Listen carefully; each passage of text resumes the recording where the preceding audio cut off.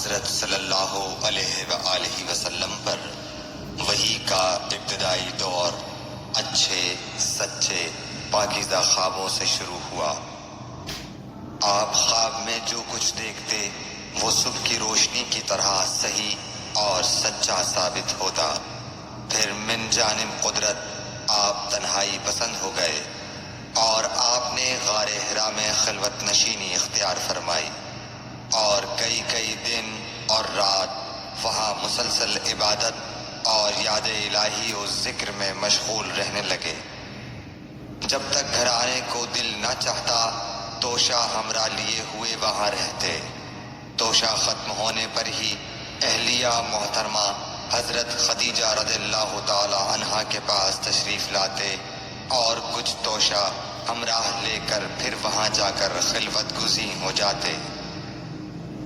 یہی طریقہ جاری رہا یہاں تک کہ آپ پر حق منکشف ہو گیا اور آپ غار حرا ہی میں قیام پذیر تھے کہ اچانک حضرت جبرائیل علیہ السلام آپ کے پاس حاضر ہوئے اور کہنے لگے کہ اے محمد پڑھو۔ آپ فرماتے ہیں کہ میں نے کہا کہ میں پڑھنا نہیں جانتا۔ آپ صلی اللہ علیہ وسلم فرماتے ہیں کہ فرشتے نے مجھے پکڑ کر اتنے زور سے بھینچا کہ میری طاقت جواب دے گئی۔ پھر مجھے چھوڑ کر کہا پڑھو۔ میں نے پھر وہی جواب دیا کہ میں پڑھا ہوا نہیں ہوں۔ اس فرشتے نے مجھ کو نہایت ہی زور سے بھینچا کہ مجھ کو سخت تکلیف محسوس ہوئی۔ پھر اس نے کہا کہ پڑھ۔ میں نے کہا میں پڑھا ہوا نہیں ہوں۔ فرشتے نے تیسری بار مجھ کو پکڑا اور تیسری مرتبہ پھر مجھ کو بھینچا۔ پھر مجھے چھوڑ دیا اور کہنے لگا کہ پڑھو اپنے رب کے نام کی مدد سے جس نے پیدا کیا اور انسان کو خون کی پھٹکی سے بنایا۔ پڑھو اور آپ کا رب بہت ہی مہربانیاں کرنے والا ہے۔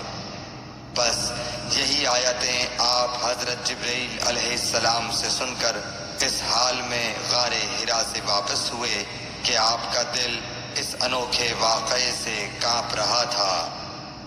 آپ حضرت خدیجہ کے ہاں تشریف لائے اور فرمایا کہ مجھے کمبل اوڑھا دو، مجھے کمبل اوڑھا دو۔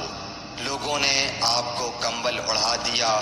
جب آپ کا ڈر جاتا رہا تو آپ نے اپنی زوجہ محترمہ حضرت خدیجہ رضی اللہ تعالی عنہا کو تفصیل کے ساتھ یہ واقعہ سنایا اور فرمانے لگے کہ مجھ کو اب اپنی جان کا خوف ہو گیا ہے۔ آپ کی اہلیہ محترمہ حضرت خدیجہ رضی اللہ تعالی عنہا نے آپ کی ڈھارس بندھائی اور کہا کہ آپ کا خیال صحیح نہیں ہے۔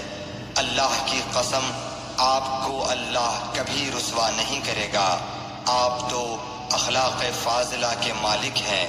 آپ تو کنبہ پرور ہیں، بے کسوں کا بوجھ اپنے سر پر رکھتے ہیں، مفلسوں کے لیے آپ کماتے ہیں، مہمان نوازی میں آپ بے مثال ہیں اور مشکل وقت میں آپ امر حق کا ساتھ دیتے ہیں۔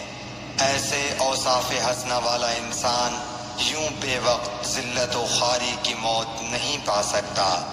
پھر مزید تسلی کے لیے حضرت خدیجہ رضی اللہ تعالی عنہا آپ کو ورقہ بن نوفل کے پاس لے گئیں جو ان کے چچا زاد بھائی تھے اور زمانہ جاہلیت میں نصرانی مذہب اختیار کر چکے تھے اور عبرانی زبان کے کاتب تھے۔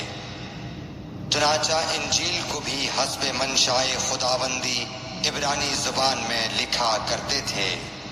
انجیل سریانی زبان میں نازل ہوئی تھی، پھر اس کا ترجمہ عبرانی زبان میں ہوا۔ ورقہ اسی کو لکھتے تھے۔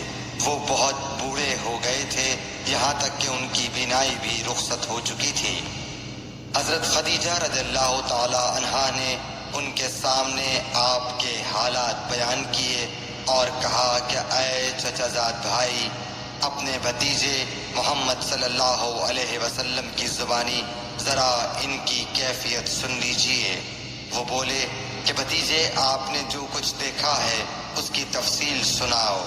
چنانچہ آپ صلی اللہ علیہ وآلہ وسلم نے از اول تا آخر پورا واقعہ سنایا، جسے سن کر ورقہ بے اختیار ہو کر بول اٹھے کہ یہ تو وہی ناموس معزز رازدان فرشتہ ہے جسے اللہ نے حضرت موسیٰ علیہ السلام پر وحی دے کر بھیجا تھا۔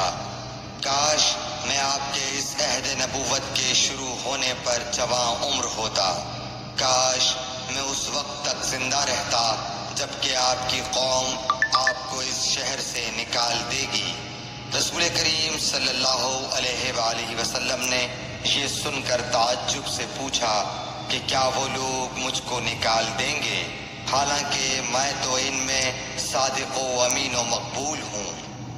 ورقہ بولا، ہاں یہ سب کچھ سچ ہے، مگر جو شخص بھی آپ کی طرح امر حق لے کر آیا لوگ اس کے دشمن ہی ہو گئے ہیں۔ اگر مجھے آپ کی نبوت کا وہ زمانہ مل جائے تو میں آپ کی پوری مدد کروں گا، مگر ورقہ کچھ دنوں کے بعد انتقال کر گئے، پھر کچھ عرصے تک وحی کی آمد موقوف رہی۔